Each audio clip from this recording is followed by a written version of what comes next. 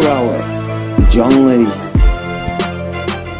I've got Bonnie and Clyde. They met, and when they met, of course, Clyde, he was more established. He had a good suit and a nice car, but the car was stolen. Clyde Aruna gets nicked, as we say in England. He gets arrested. He's doing hard time. It was actually Bonnie broke him out. Yeah, brought a gun in and all that, and broke him out of the prison, him and others. You know, they're kind of part of a gang. It's really Clyde's gang, but she's in it. And they shoot anyone who gets in the way. He's going breaking in. He's stealing the proper tackle. I don't know what they're called.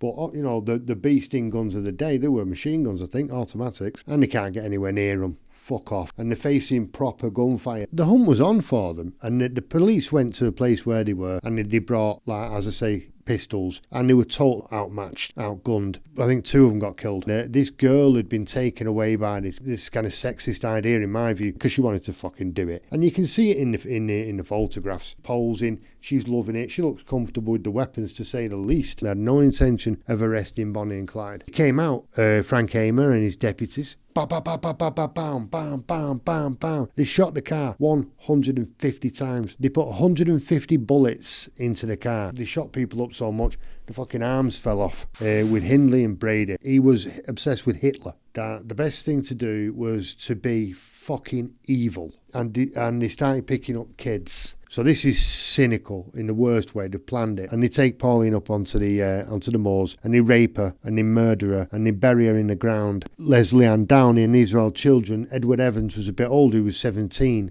Fucking Ian Brady just beat him to death with a hatchet. During the investigation, they find recordings, and these recordings are something that I've heard once years ago. It was on a documentary I was watching. Fucking never again. And so they get arrested and they go to prison. They get fucking found guilty. They haven't got much of a case in their defence. And DC snipers killed 17 people in total. John Allen Muhammad and Lee Boyd Malvo. John Allen Muhammad was a soldier who fought in the first Gulf War. So you're talking 1990, whatever. Then there was Lee Boyd Malvo, who was from the island of Antigua, and he was a street kid. But they form a father-son bond to the point where Lee Boyd Malvo calls him dad. He trains him up. He's taking him to rifle ranges and he's teaching him to be a sharpshooter. And he's brainwashing him. They fit up a car, so they've got this station wagon car, get into the back like a poor man's Batmobile, and there's a hole in the back and you can put the gun in there.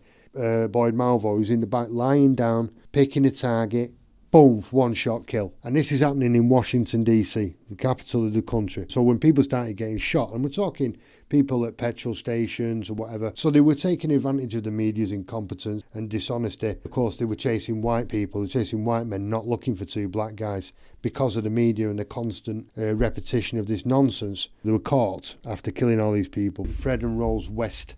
Fred West was having sex with his mum growing up. And Rose West, when she was growing up, her father sexually abused her, had sex with her all the time. Fred didn't think anything of it because he grew up having sex with his mum. Fucking what? And so they meet Caroline, and she becomes the nanny, and Rose just attacks her. And it's Fred that comes in to help Rose rape the nanny. But it's Rose who's the aggressor. So that was kind of the way that they started. So this is his first wife. So when Fred's in prison for some petty nonsense, Rose kills Charmaine, kills the daughter, Charmaine.